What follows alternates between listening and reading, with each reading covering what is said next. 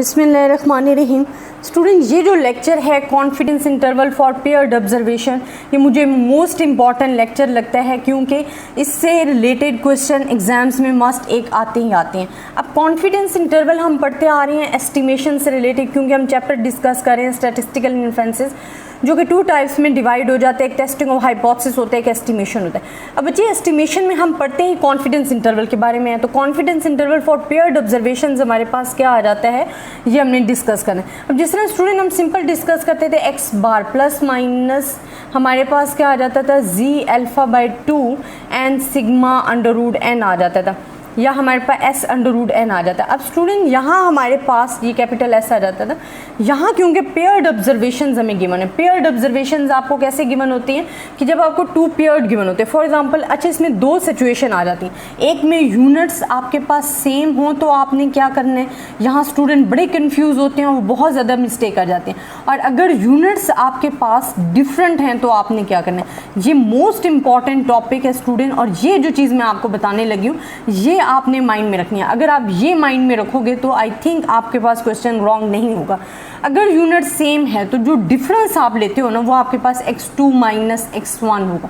अगर आपके पास units different है तो फिर आपके पास क्या आएगा, x1 माइनस x2 आएगा। अब यहाँ मैं आपको एक एग्जांपल देती हूँ।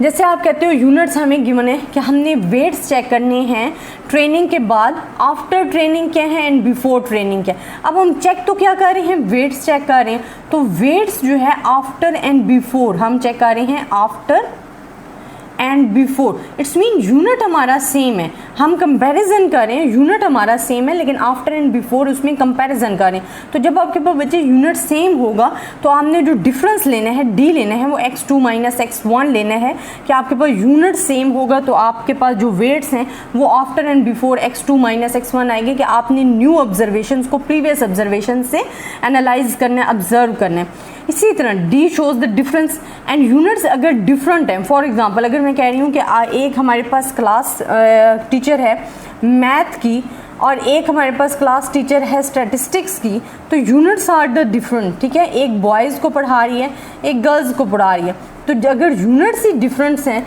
तो फिर हम x1 माइनस x2 लेंगे। तो आपने फर्स्ट जब भी confidence interval for the paired observations के लिए क्वेश्चन सॉल्व करने हैं तो आपने देखना है कि आपके पास यूनिट्स जो हैं क्या वो सेम है या डिफरेंट है। तो ये मेन चीज़ जो है आपने माइंड में रखनी है, और इसको मैं रेज भी नहीं कर रही हूँ ताकि आपको नोट डाउन हो कि हमने क्या क्या माइंड में रखना है पेयर्ड ऑब्जर्वेशन के लिए।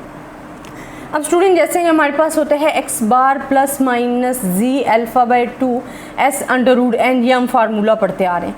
अब क्योंकि पेयर्ड ऑब्जर्वेशन है तो यहाँ हमारे पास यूज़ हो रहा है डी, तो हम लिखेंगे D bar plus minus Z alpha by 2 S D under root N.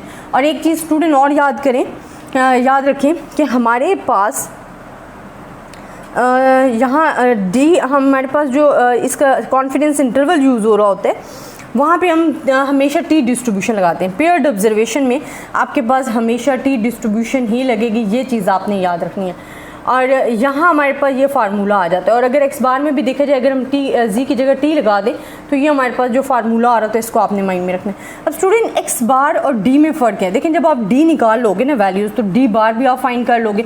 D difference है आपके पास ऑलरेडी आ जाएगा एक्स की वैल्यूज़ ऑब्जर्वेशन में से, तो डी बार का क्या मतलब है, summation of D divided by N. जिस तरह हम एक्स बार फाइंड करते हैं ना, summation of X divided by N, same आपने वैसे ही डी बार मालूम करना है जो कि आपके पास शो कर रहा है किसको, मीन को शो कर रहा है, डिफरेंस ऑफ मीन्स को। एस डी आपके पास आ जाता है स्टैंडर्ड डिविएशन। अगर एस डी आप फाइंड कर रहे हो या एस डी का स्क्वायर फाइंड कर रहे हो तो वो आपके पास क्या आ जाता है स्टूडेंट, फार्मूला है N minus 1 summation of D minus D bar का होल स्क्वायर आपके पास आ जाए।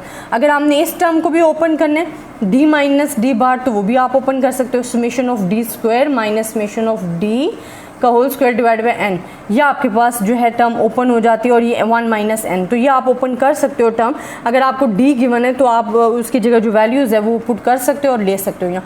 तो आपने एस डी और डी वैल्यू फाइंड करके आपने ये लिख देना। तो पेयर्ड ऑब्जर्वेशन के जो क्वेश्चन हैं स्टूडेंट वो बहुत ज़्यादा इंपॉर्टेंट है। इसमें भी हम कॉन्फिडेंस इंटरवल ही मालूम करें, और कॉन्फिडेंस इंटरवल में एक आपके पास लोअर कॉन्फिडेंस इंटरवल होता है और एक आपके पास अपर कॉन्फिडेंस इंटरवल होता है। जो माइनस वाली टर्म है यहाँ जो D bar minus T alpha by 2 degree of freedom S D under root N जो है ये लोअर कॉन्फिडेंस इंटरवल है, और अपर कॉन्फिडेंस इंटरवल आपके पास क्या है प्लस में जो वैल्यूज आती हैं T alpha by 2 degree of freedom S D under root N. तो ये 2 कॉन्फिडेंस इंटरवल जो है आपके पास आ जाते हैं जहाँ आपको यकीन होता है कि जो आपकी वैल्यूज़ हैं 2 वैल्यूज़ हैं वो लाइक आ रही हैं इन दो के दरमियान। तो आई होप स्टूडेंट आपको इस लेक्चर की समझ आई होगी। इसमें जो मेन चीज़ है वो आपने यूनिट्स का ध्यान रखना है कि अगर यूनिट सेम हो तो क्या होगा, अगर यूनिट डिफरेंट हो तो क्या होगा। ज़्यादा से ज़्यादा स्टूडेंट्स के साथ शेयर करें ताकि सब स्टूडेंट इससे फ़ायदा उठा सकें। मुझे भी अपनी दुआओं में याद रखिएगा। अल्लाह हाफ़िज़।